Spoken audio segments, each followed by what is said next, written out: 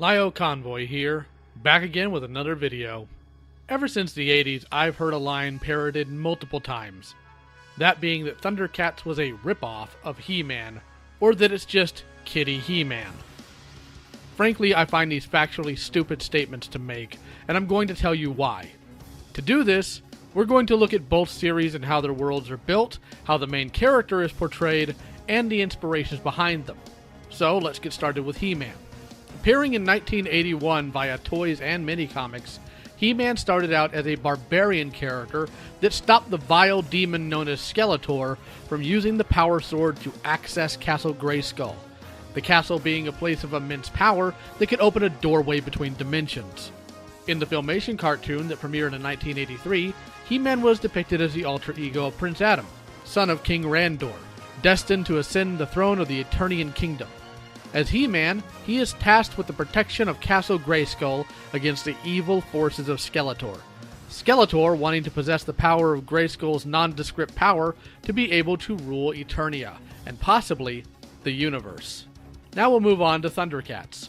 Premiering in 1985, ThunderCats is about a group of nobles that escape the destruction of their planet Thundera.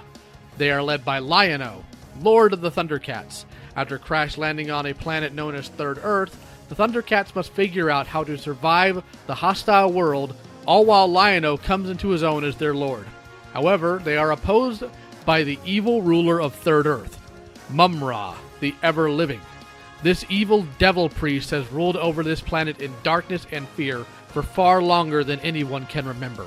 At first, he tries to seize the Eye of Thundera, embedded in the hilt of the Sword of Omens. It's the source of the ThunderCats' powers, and Mumm-Ra lusts after it. There's a problem, though. The sword cannot be used for evil, so he switches his focus to just destroying the ThunderCats instead in order to continue ruling in evil, as the ThunderCats are a threat to his domain via the good they do. Now, you might hear these two synopses and perhaps think they sound similar. After all, both shows have buff characters, magic swords, and evil sorcerers. But it's more complex than that. The surface comparisons aren't how things like this should be judged. After all, both Dracula Untold and What We Do in the Shadows are both vampire films, but they're nothing alike. And I'll demonstrate how these two actually differ. Eternia is, ultimately, a good world. Though it has its monsters and vile creatures, its seat of power is the Palace of Eternia in terms of rule, ruled over by King Randor. Randor is a benevolent, wise, and kind ruler. He does right by his subjects and actively fights to protect them from the evil beings that exist in their world. At least, that's what an Eternian citizen would tell you. But the true seat of power in Eternia is Castle Grayskull. An ancient, monolithic structure, Grayskull is home to the Sorceress. Originally called the Goddess in the mini-comics, the Sorceress protects the secrets of the Castle of Grayskull internally and gives He-Man advice or bids him to come to the castle when it's in trouble. Skeletor and his evil warriors, though, crave the secrets of Grayskull and the power within. Between the Eternian Palace and Grayskull, Skeletor is always hatching some scheme to gain power. And that's the thing. Skeletor and his forces are actually the underdogs of the entire series. He-Man, the Sorceress, and the rest of the heroic warriors rule the planet in goodness. When He-Man says, it's literal. Skeletor schemes in the way he does because he's at the bottom of the rung. While still a potent threat, Skeletor is looking to shake the foundation of the planet's power to supplant himself in its place. Now let's compare that to ThunderCats. As stated, the ThunderCats initially take shelter on Third Earth, and while the planet itself isn't evil, its residents are often led to corruption, cruelty, and wickedness. This is because Third Earth is ruled over by a cloud of evil, fear, and iniquity, and it's all traced back to the Onyx Pyramid. Within that pyramid lies the evilest physical creature in all of creation, Mumm-Ra, the Ever-Living. He is powered by evil itself. Channeling the power he gets from the ancient spirits of evil, his spiritual rulers, he transforms into a more powerful form when he needs to leave his pyramid. To him, the ThunderCats are a threat to his dominion of terror, and the Sword of Omens is the only weapon that can regularly overcome and defeat him. The ThunderCats are fighting an uphill battle against Mumm-Ra, the mutants, and the other evil forces of Third Earth. They seek to liberate their new home, as well as return to a later reformed Thundera. ThunderCats, at its core, is a coming-of-age story wherein the protagonist is fighting to change the status quo. He-Man, at its core, is a story wherein the protagonist is protecting the status quo. There's other things to keep in mind too, such as levels and power. In He-Man, though Grayskull is old and powerful, its power is not the ultimate power in its universe. Other things can challenge or even try to usurp it. Examples would be things like the Star Seed, or characters like Shigora and Evil Seed, the latter two requiring both heroic and evil warriors to combine their power to defeat them. There's even characters like Granomir, Eternia's wisest and oldest dragon, whom He-Man and Teela sought the help of because Skeletor casted a spell on Man-at-Arms that even the sorceress using the power of Grayskull itself couldn't break.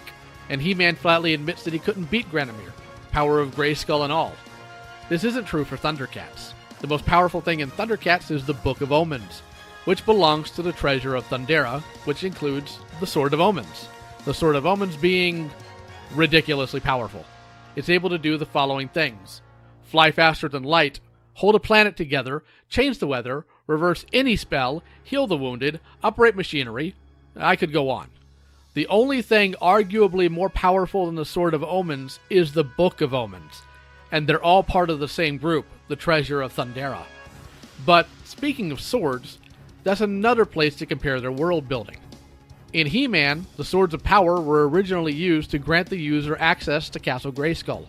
But in the Filmation series, the Power Sword was a conduit for the power of Grayskull, channeling its power to transform Adam into He-Man.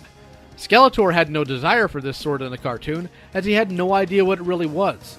Outside of being a conduit and indestructible, the Power Sword is generally dormant. Not so for the Sword of Omens in ThunderCats. Embedded in the hilt of the sword is the Eye of Thundera, a sentient gemstone that is the source of the ThunderCats' power. I plan to do a full video on it in the future, but know that it's no conduit. It is the power source, and it's always active. Its purpose is not transformation, nor to defend secrets. Its sole and only purpose is to defeat evil. In summation, the power of Grayskull is amoral, meaning it has no moral leaning and can be used by anyone for anything. And the Sword of Omens is a moral weapon, only willing to be used by those who are good in the service of defeating evil. Now let's talk briefly about the main characters. He-Man is really Prince Adam, son of King Randor and Queen Marlena. He has been entrusted with protection of the secrets of Castle Grayskull. While he tends to be a bit goofy as Adam, make no mistake, he's a full-grown man, raised in his father's courtyard and trained by Man-at-Arms in combat, though he doesn't seem too concerned with it.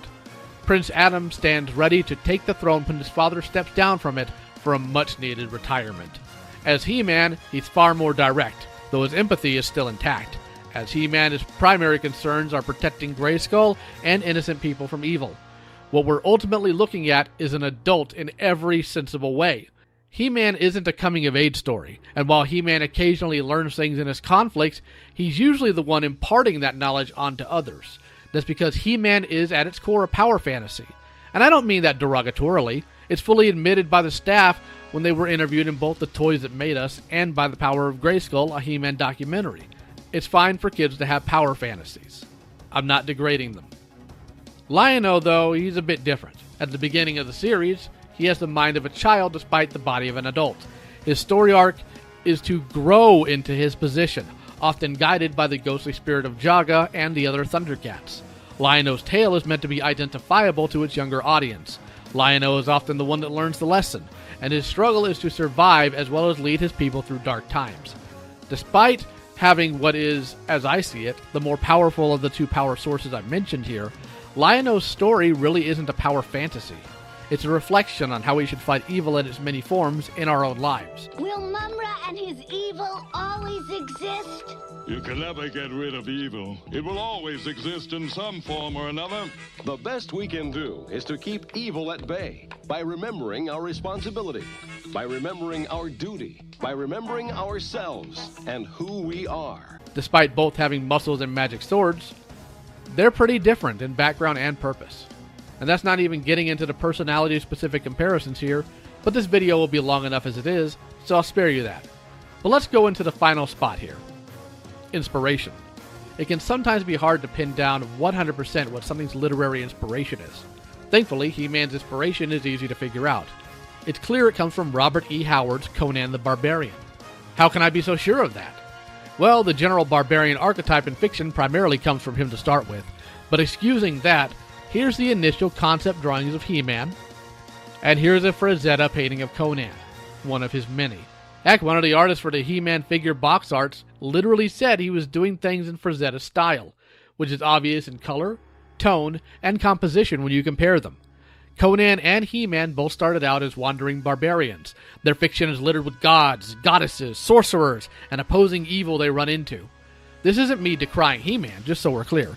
I love He-Man. I personally think making him more like Conan's like other fans want is a mistake. Another point of inspiration is clearly Superman, with both the dual identity and the strong moral compass. If you move He-Man too far in either direction, I feel he loses what makes his franchise special. But what about ThunderCats, though? Was it inspired by He-Man? Well, kind of. In Hear the Roar, He-Man is mentioned as being the first action cartoon released after the deregulation of children's media. Here, Leonard Starr admits that He-Man was something of a model in terms of show construction, and amusingly says it'd be nice to swipe everything to gain its success, but also admits that it wouldn't have been doable. This is likely due to the differences between the two series. It's also noted that they didn't want to ape the moral lessons in episodes the same way He-Man did. Other than that, and mentions of its place historically, the only mentions of He-Man in the entire book are in reference to writers who worked on both shows, like Beth Bornstein and Barney Cohen. So what inspired ThunderCats? Well, Leonard Starr flatly says it's Star Wars mixed with Tolkien. And when you look at it, it shows. Not just because Rankin Boss also did an animated telling of The Hobbit, but the entire way the ThunderCats universe is constructed, you can tell. Third Earth could just as easily be something like Middle Earth or even Narnia. It evokes high fantasy. I'm more of a C.S. Lewis guy myself, but he and Tolkien all but created the modern fantasy genre we all know today. The influences in Star Wars are clearly seen in the space battles, but also Jaga, who guides Lion-O while dead, as well as the evil ruler cloaked in a dark robe that manipulates everything to his own will. But beyond that, I think there's one more. And one that inspired even men like Tolkien. Le Morte d'Arthur by Sir Thomas Malory. This is the point of origin for medieval fantasy, of magic swords and hesitant but righteous kings. This is where I personally see the main inspiration for ThunderCats. A heavy and lofty claim? Maybe, but let's examine it. It's a story about a young man who becomes king, who is guided by a powerful, older man that directs him in decisions of wisdom. The young man is gifted a powerful magic sword used to defend others from evil, where the king is surrounded by a vanguard of righteous men that sit at a round table in council. Do you see what I'm talking about now? Yeah, the original story with King Arthur is more morally gray than you would think, especially compared to ThunderCats. But it's pretty obvious when you step back and see what was taken from it for ThunderCats. Not to mention one of the writers for ThunderCats, Peter Lawrence, is an avid Arthurian. Quote, particularly, as I know the Arthurian legend inside and out, love Mallory's Morte d'Arthur. Unquote. That was in reference to the episode Excalibur, by the way. But looking at other episodes he handled like Mongor and Chain of Loyalty, it shows that Peter Lawrence has a great handle on the fantasy genre. ThunderCats and He-Man, despite some surface similarities, are different all the way down to what inspired them. They're both great shows with a lot of heart that teach valuable lessons in the vein of the genres they are in. ThunderCats values things that you would see in the knightly tradition, whereas He-Man, its values are placed more in barbarian fantasy genre. And when you look close, you can see that. So now, 34 years later, can we stop with the ridiculous assumptions? ThunderCats is no more a ripoff of He-Man than He-Man is of the Shadow. Do you think I made a good enough argument? Tell me what you think in the comments below. Also, I hate to do this, but I had several friends that are subbed here tell me my video from last week never showed up in their subscription boxes. So if you are subbed, please make sure to click the bell icon, because YouTube is dumb. Special thanks as always goes to Avis, Hateful Tate, Harry Partridge, Busy Robot Hands, Norden, and Riddle of Lightning. If you want to support me, feel free to check out my Patreon in the description. Thanks for watching, and take care.